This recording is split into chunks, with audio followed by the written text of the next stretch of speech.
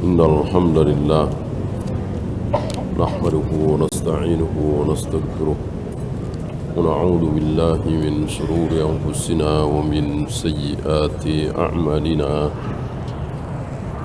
من يهده الله فلا مضل له ومن يضلل فلا هادي له أشهد أن لا إله إلا الله وحده لا شريك له وأشهد أن محمدا عبده ورسوله وبعد.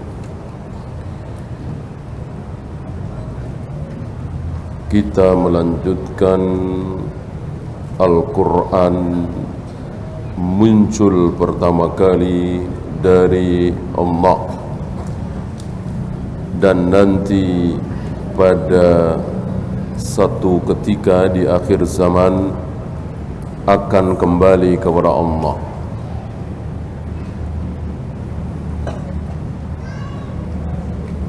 Apa yang dimaksud kembali kepada Allah? Ada dua makna. Yang pertama, annahu kama jaa fi ba'dil athar, sebagaimana yang terdapat di beberapa athar, dalil. Yasri alaihi fi laylatin, dalam satu malam.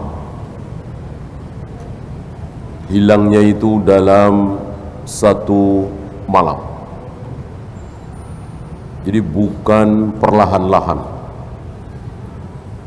Beberapa surat dulu, beberapa juz dulu, tidak. Tapi sekaligus.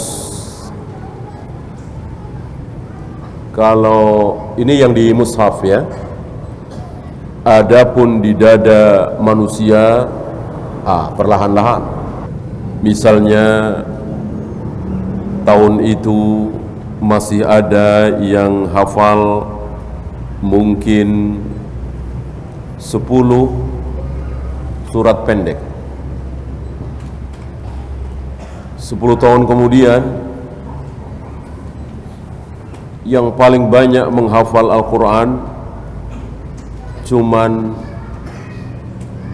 3 surat pendek misalnya. Apa kulhu, apa inna a'tayna.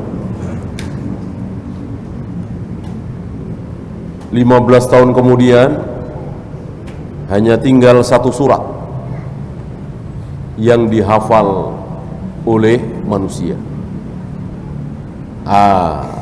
Sampai pada akhirnya sudah tidak ada lagi manusia yang hafal Al-Quran. Habis. Ini yang di dada-dada manusia, yang ada di hafalan. Adapun di mushaf sekaligus hanya dalam satu malam. Jadi kemarin sore, kemarin siang, mushaf Al-Quran itu masih ada tulisannya. Pagi ini hilang.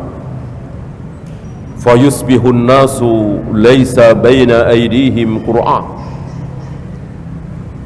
Pagi itu manusia sudah tidak mendapati ada tulisan Al-Quran di dalam mushaf.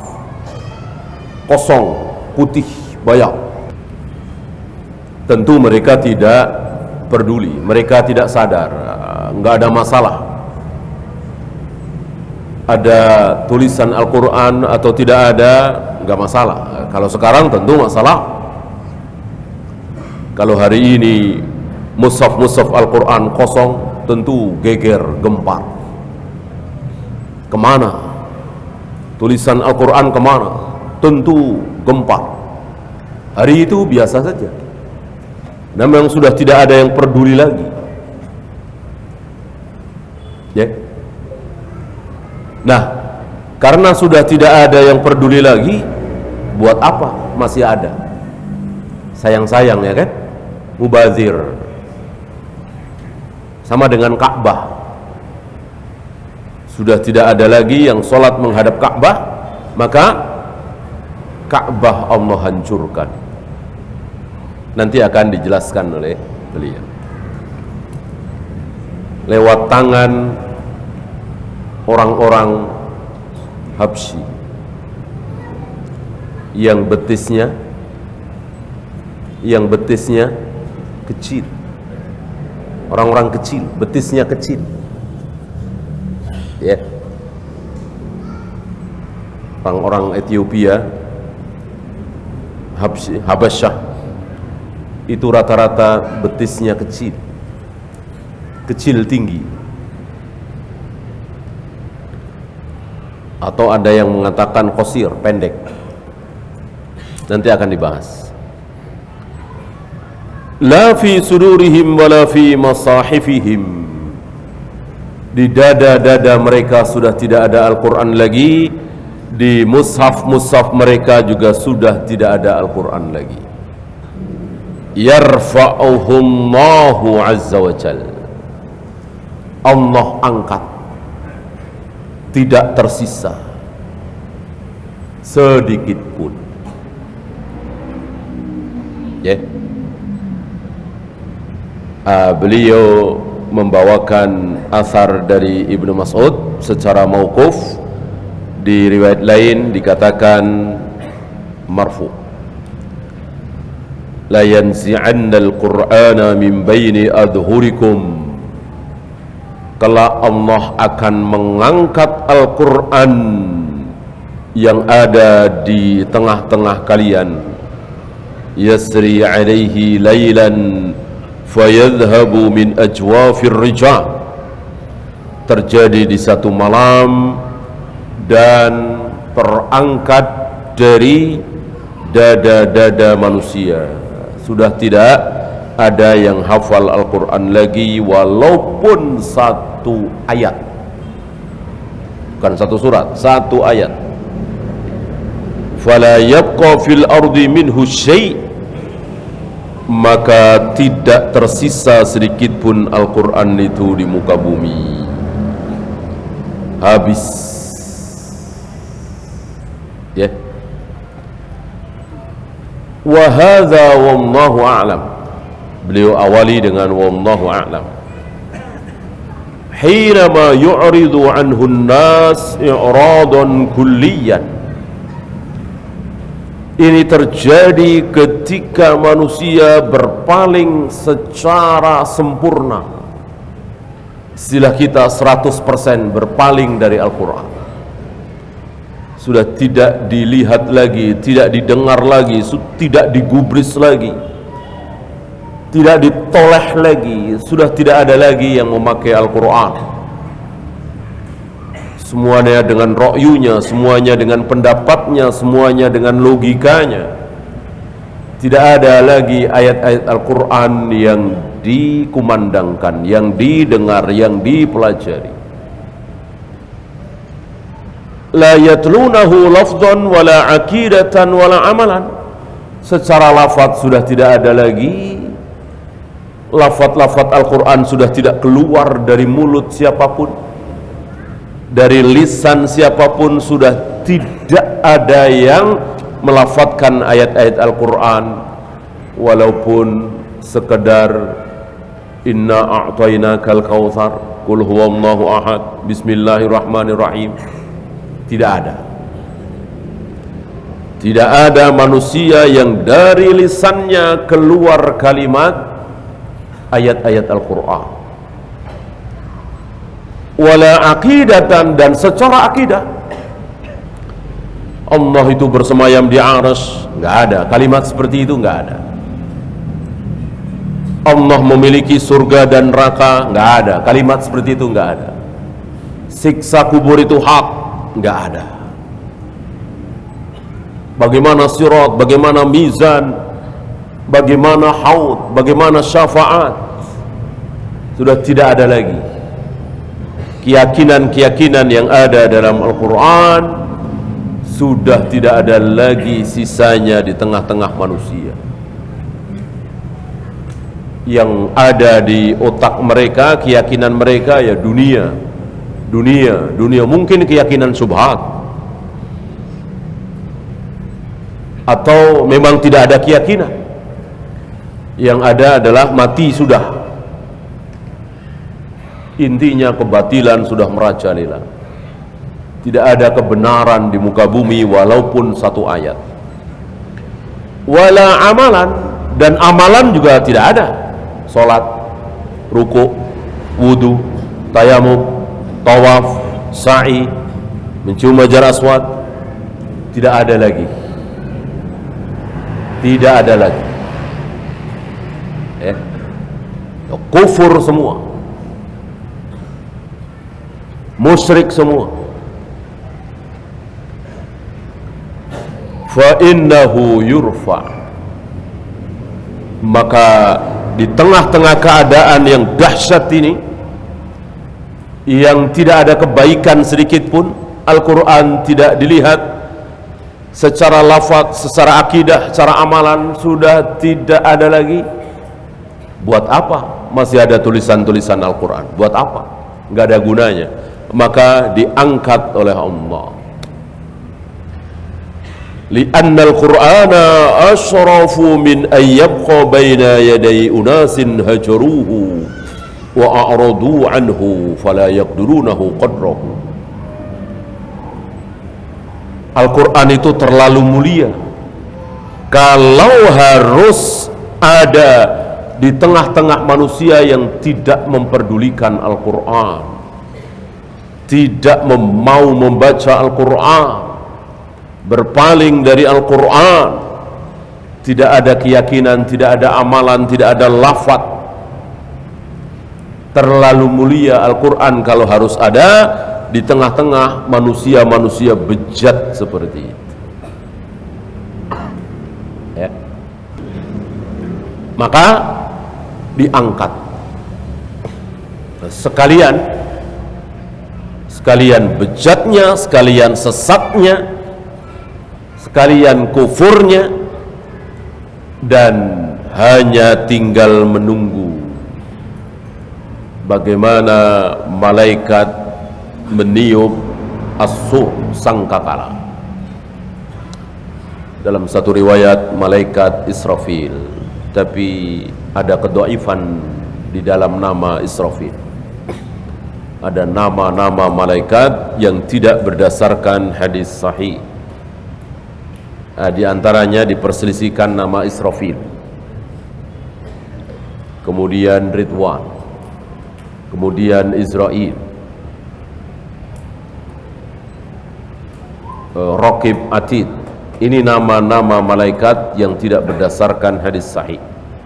Beda dengan Jibril, Mikail, Malik, Munkar, Nakir. Ini berdasarkan hadis sahih. Wa hadza wallahu alam. Beliau kembali mengatakan wallahu alam, naziru hadmil Ka'bah. Ini mirip-mirip dengan hancurnya Ka'bah. Ini mirip-mirip dengan hancurnya Ka'bah. Hanya tidak ada keterangan mana dulu, Ka'bah hancur dulu apa Al-Quran diangkat dulu. Tentu kita butuh keterangan. Ketika tidak ada keterangan, wajib bagi kita mengucapkan wallahu a'lam. Ya. Kalau tidak ada keterangan, kita harus mengucapkan wallahu a'lam. Dan kita tidak tahu. Saya tidak tahu, ya. Mungkin ada keterangan, saya tidak tahu. Ya.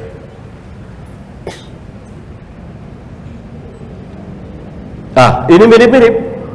Diangkatnya Al-Quran dari muka bumi mirip-mirip dengan dihancurkannya Ka'bah.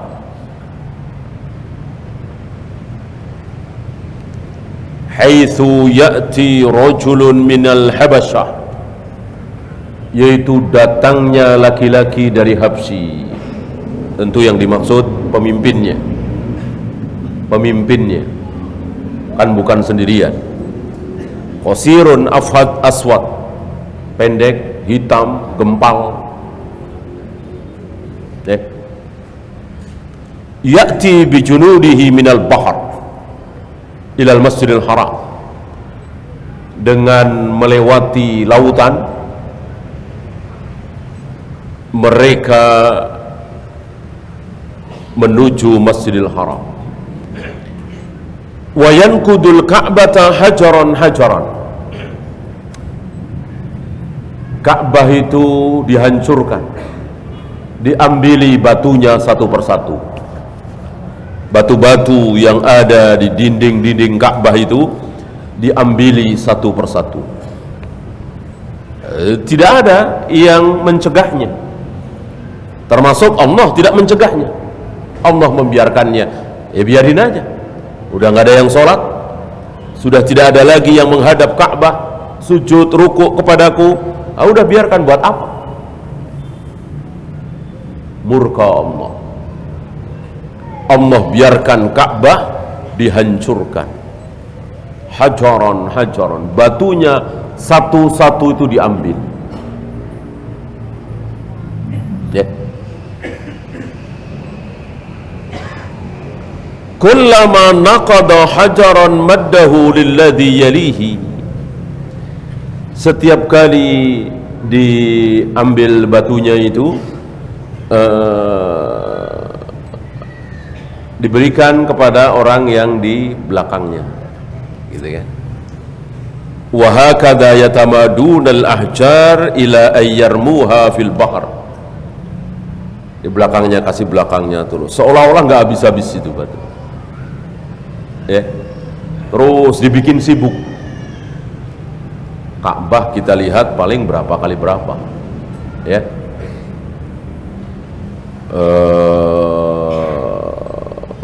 Menghancurkannya ya paling berapa jam lah, ya, sebentar. Tapi ini dibikin sibuk. Mungkin mereka ingin mengawetkan batunya itu, atau mau dibawa, ya. Maka diberikan ke belakangnya terus, ya, nggak habis-habis sampai ke laut tadi, ya. Wallahu azza wa jal yumkinuhum min dzalik, Allah menjadikan mereka melakukan seperti itu, ya. Padahal waktu dulu Abrahah mau menyerang Ka'bah, ja'a bi khailihi wa rajulihi wa filihi fa qasamahu Allahu qabla an yasila ilal masjid. Dengan pasukannya, dengan tentaranya, dengan gajahnya, belum sampai Masjidil Haram sudah di apa? Sudah dihancurkan oleh Allah. Badannya menjadi seperti ka'asfim makul, seperti daun yang dimakan ulat. Daun dimakan ulat, antum tahu ya, bolong sana bolong sini. Nah, begitulah badan Abrahah dan badan tentara Abrahah yang akan menyerang Ka'bah. Belum sampai masuk ke Masjidil Haram, hancur mereka, dibikin bolong-bolong badannya. Wa arsala alaihim tayran ababi, Allah utus burung-burung ababil dengan membawa batu dari Sijil, dijatuhkan, gak ada yang melawan. Abdul Muttalib yang merupakan pembesar di situ hanya menyelamatkan ternaknya. Ternak ini milik kami, kami selamatkan. Ka'bah milik Allah, terserah Allah.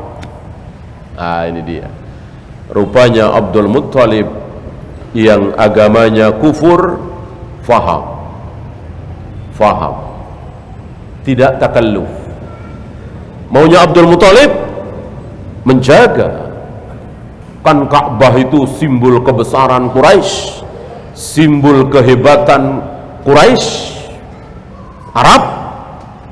Ketika Abrahah yang tentu bukan Arab tapi Afrika, Habasyah, Ethiopia, yang waktu itu luar biasa, kejayaan dunia ada di Habsyah.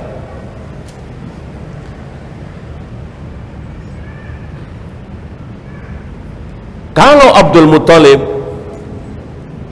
punya kekuatan, tentu akan dilawan, karena Abdul Muthalib dan orang-orang Quraisy cinta kepada Ka'bah, memuliakan Ka'bah, cinta kepada Allah, memuliakan Allah, cinta kepada Nabi Ibrahim, Nabi Ismail, memuliakan Nabi Ibrahim, Nabi Ismail, tapi dengan cara salah, dengan cara syirik.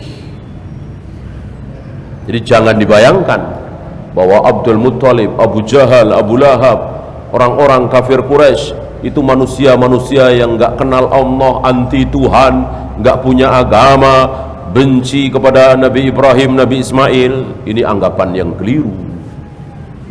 Orang-orang kafir Quraisy, Abu Jahal, Abu Lahab, termasuk Abdul Muthalib, Abu Thalib, ayahnya Nabi Muhammad SAW, yang semuanya adalah kafir kekal di neraka, mereka cinta kepada Allah, mereka memuliakan Allah, mereka menyembah Allah, mereka memuliakan Nabi Ibrahim, Nabi Ismail, mereka menyangka sedang berada dalam agamanya Nabi Ibrahim, Nabi Ismail, tapi mereka salah dalam penyembahan kepada Allah, yaitu syirik.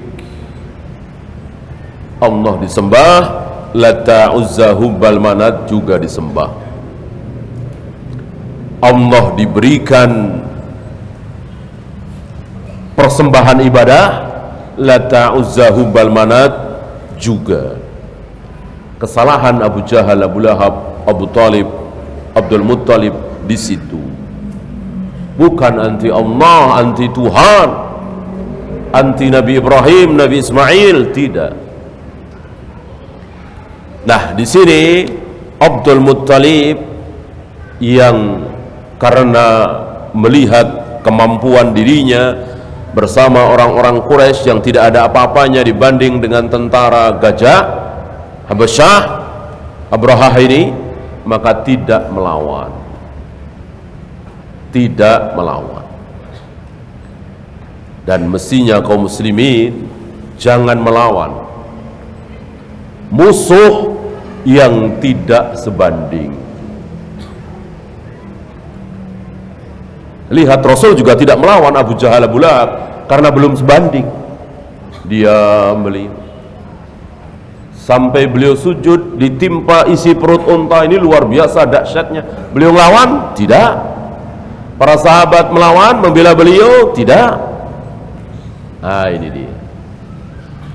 Ini kenyataan, ini hujah, ini dalil yang mesti difahami oleh orang-orang hizbiyin, harakiyin, yang hari ini terus memberikan semangat kepada kaum muslimin di Palestina. Ayo lawan Yahudi, ayo lawan Yahudi, seolah sedang bertepuk tangan melihat anak kecil krempeng melawan al-guju besar, tinggi. Terus kita beri semangat, ayo lawan, jangan takut mati. Ini kan sadis. Ya. Beda dengan kaum salah, beda dengan para ulama salah, melihat kenyataan, fikul waqi. Nah, di antaranya Syekh Albani, jangan dilawan. Jangan dilawan, bukan ukurannya. Tinggalkan saja Palestina, berhijrahlah, selamatkan diri kalian, selamatkan agama kalian. Tidak seperti hari ini, hancur.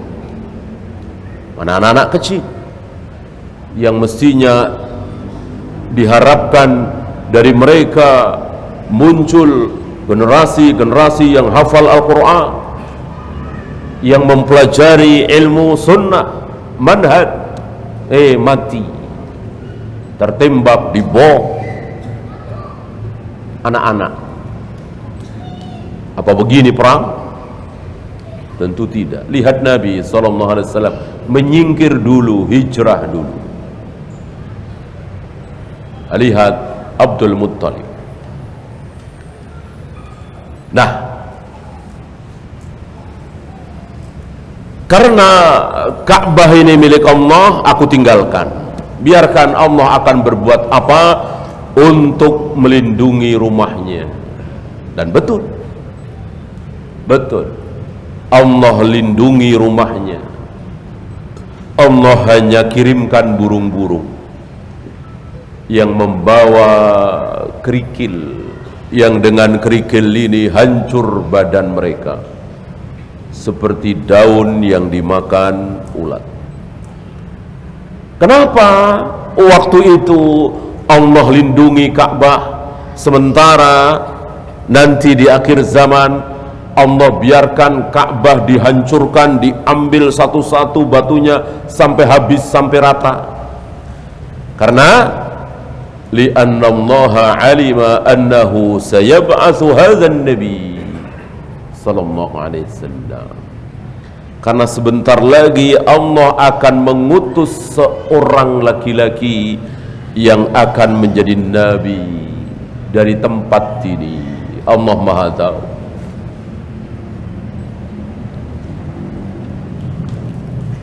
Wa tu'adu ilal masjidi haibatuhu wa 'azamatuhu. Maka Allah kembalikan kehebatan, kebesaran, keagungan Masjidil Haram, Ka'bah. Kehebatan Ka'bah, keagungan Ka'bah, kewibawaan Ka'bah Allah kembalikan. Walakin fi akhir zaman, akan tetapi di akhir zaman nanti, la yub'asa nabiyyun ba'da Muhammadin alaihi salatu wassalam. Tidak ada lagi nabi setelah Nabi Muhammad sallallahu alaihi wasallam, sudah tidak ada lagi. Walaupun kekufurannya barangkali mirip-mirip, ya kan? Secara jumlah mirip-mirip. Ya. Ketika Ka'bah dihancurkan nanti, itu kan sudah tidak ada yang bertauhid. Nah, mirip-mirip ketika Abrahah datang, hampir-hampir tidak ada kecuali hitungan jari saja. Waraqah bin Naufal dan Zaid bin Amr bin Nufail. Ini yang tertulis dalam sejarah. Selebihnya kafir semua, musyrik semua. Tidak ada yang benar, kan mirip-mirip. Tetapi kenapa yang ini diselamatkan, yang ini tidak? Jawabnya karena hari itu Allah tahu sebentar lagi akan diutus seorang laki-laki dari tempat ini. Sedangkan nanti di akhir zaman sudah nggak ada lagi, sudah selesai. Dan Allah menghendaki tidak lama setelah itu hancur dunia jagat raya alam semesta ini. Wa idza a'rada an-nasu an ta'zimi hadzal bait nihaiyan,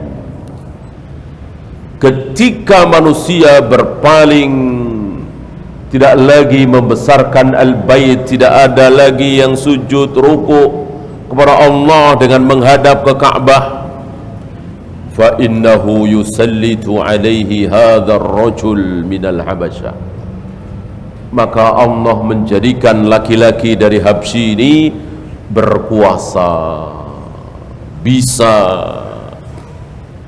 menguasai Ka'bah. Fahadha nadhiru raf'il Qur'an, ini mirip-mirip dengan diangkatnya Al-Quran dari muka bumi. Kira-kira keadaannya seperti itu. Sama-sama tidak dihiraukan lagi oleh manusia, tidak dibaca lagi, tidak diamalkan lagi. Ka'bah sama, tidak ada yang membesarkan. Jauh-jauh datang ke Ka'bah untuk tawaf, untuk sa'i. Hari ini kan ribuan. Bahkan seandainya tidak ditahan-tahan dalam haji, entah berapa juta. Hari itu entah tahun berapa, sudah tidak ada lagi. Tidak ada lagi satupun manusia yang rindu datang ke Ka'bah. Sudah tidak ada lagi. Ingin tawaf sa'i di Ka'bah dalam rangka taat kepada Allah, tidak ada lagi. Habis. Buat apa masih ada Ka'bah? Maka Allah hancurkan lewat laki-laki kufurin, laki-laki biadab ini. Allah biarkan laki-laki kufur, laki-laki buruk ini menguasai dan menghancurkan Ka'bah. Ini yang pertama ya. Maksud kembali kepada Allah. Al-wajhu tsani, yang kedua pengertiannya, wa ilaihi ya'ud, akan kembali kepada Allah. Annahu ya'udu ila Allah wasfan, secara sifat kembali kepada Allah. Karena Allah sebagai mausuf, Al-Quran sebagai sifat. Kan Al-Quran ucapan Allah. Antum masih ingat ada sifat dzatiyah, ada sifat fi'liyah, ya kan? Apa sifat dzatiyah? Sifat yang selalu menempel pada diri Allah, tidak pernah tidak ada pada diri Allah. Apa? Besar, agung, berilmu, hidup, mendengar, melihat. Ini sifat yang selalu menempel pada diri Allah. Tidak pernah Allah tidak hidup, tidak pernah Allah tidak pandai, tidak pernah Allah tidak besar, tidak pernah Allah tidak tinggi, tidak pernah Allah tidak mendengar, tidak melihat. Ini sifat dzatiyah. Ada satu lagi sifat fi'liyah, sifat yang merupakan perbuatan Allah. Kapan dilakukan oleh Allah? Kalau dzatiyah, sepanjang waktu terus ada pada diri Allah. Kalau fi'liyah, terserah Allah. Kapan Allah bicara? Terserah Allah. Kapan Allah tersenyum, tertawa? Terserah Allah. Kapan Allah malu? Kapan Allah cemburu? Kapan Allah turun ke langit? Semuanya terserah Allah. Kadang beritahukan kepada kita, kadang tidak. Kapan Allah turun ke langit dunia? Ketika sepertiga malam. Kapan Allah cemburu? Ketika kita melakukan maksiat. Kapan Allah malu? Ketika kita mengangkat kedua tangan kita. Kapan Allah tertawa? Ketika ada dua orang berbunuh-bunuhan dan dua-duanya akhirnya masuk surga. Ya. Kapan Allah murka? Kita nggak tahu kapan. Ya. Kapan Allah akan membiarkan Ka'bah hancur? Kita nggak tahu. Kapan Allah perintahkan malaikatnya meniup sangkakala? Kita nggak tahu. Tahunya cuma harinya, yaitu hari Jumat. Waktunya kira-kira waktu duha ya. Orang sedang menggelar dagangannya. Adapun tahunnya, bulannya, tanggalnya tidak ada yang tahu. Ya. Nah, Berarti sifat perbuatan Allah dianggap sifat. Al-Quran ini apa? Perbuatan Allah, ucapan Allah kan? Itulah sifat. Sifat akan kembali kemana? Sifat akan kembali ke mausuf, yang disifati. Antara sifat dengan yang disifati kan menempel, ya. Gunung itu besar, tinggi, nah, maka besar tinggi itu menempel, sifat itu menempel di gunung itu, tidak mungkin berpisah, ya kan? Gitu. Maka firman Allah, ucapan Allah yang merupakan sifat Allah itu kembali kepada Allah, kembali kepada Allah. Ay annahu la yusafu bihi ahadun siwallah fayakunul mutakallimu bil Qur'an huwa Allah azza wa jalla. Karena tidak ada yang mengucapkan Al-Quran pertama kali kecuali Allah. Al-Quran ini dari Allah. Yang kedua Jibril, yang ketiga Nabi Muhammad SAW, selanjutnya seluruh sahabat, kemudian tabi'in, atba'ut tabi'in, dan sampai kepada kita semua. Pertama muncul dari mana?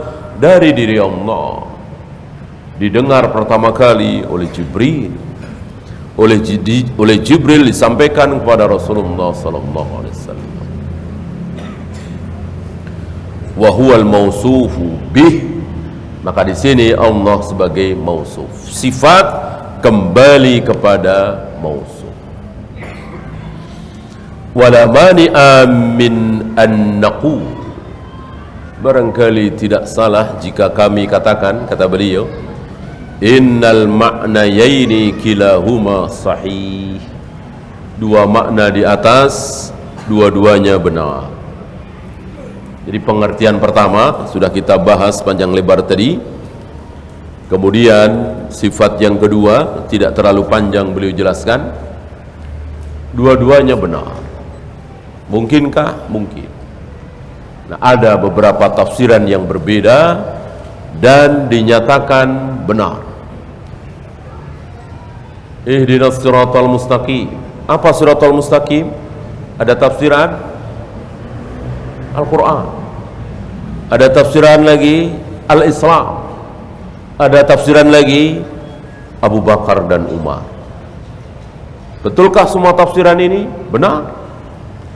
Karena Islam ya Al-Quran itu, Al-Quran ya Islam. Al-Quran dan Islam yang terbenar setelah Nabi wafat di zaman siapa? Tentu Abu Bakar dan Umar. Zaman Abu Bakar dan Umar, zaman di mana belum ada syubhat, belum ada fitnah, belum ada aliran sesat. Seluruh kaum muslimin ahlus sunnah, seluruh kaum muslimin salaf. Ini contoh tafsiran yang berjumlah 3, 4, lebih dari 1, dan semuanya benar walaupun berbeda. Hadza kalamu ahli sunnati wal jamaah fil Qur'anil Karim. Inilah ucapan ahlu sunnah wal jamaah, inilah keyakinan ahlu sunnah wal jamaah terhadap Al-Quranul Karim. Kalamullah, ucapan Allah, pertama kali muncul dari diri Allah dan di akhir zaman akan kembali kepada Allah. Inilah ahlus sunnah. Beda dengan Mu'tazilah. Beda dengan Mu'tazilah. Apa kata Mu'tazilah? Wa yaral Mu'tazilatu anna al-Qur'an makhluq. Orang Mu'tazilah beranggapan bahwa Al-Quran adalah makhluk. Wa laysa kalamullah, bukan kalamullah. Ya. kalamullah bukan kalamullah. Khobar laisa kan, laisa kan kana wa akhwatiha. Laisa huwa kalamullah, khobar laisa. Isim laisanya apa? Huwa. Huwanya hilang di sini, ya kan, mestinya laisa huwa atau laisal qur'anu kalamullah. Tadinya al-qur'anu kalamullah mubtada khabar, karena ada laisa, laisal qur'anu kalamullah. Al-Qur'annya dihilangkan karena sudah jelas walaisa kalamullah. Al-Quran bukan kalamullah menurut Mu'tazilah. Mana dalilnya? Apakah orang Mu'tazilah pakai dalil? Ya, antum jangan mengira bahwa Mu'tazilah, Jahmiyah, Jabariyah, Asy'ariyah, Maturidiyah nggak pakai dalil. Salah. Mereka pakai dalil.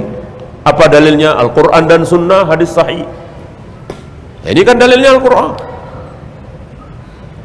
Masa Al-Quran ada yang dhaif? Dari sini kita tahu bahwa tidak mentang-mentang pakai dalil pasti benar. Pakai dalil, dalilnya sahih, benar, tapi salah dalam istidlal. Ya, ini Mu'tazilah. Ya, kita salat dulu. Wassallallahu ala Muhammadin sallallahu alaihi wasallam wa akhiru da'wana alhamdulillahi rabbil alamin.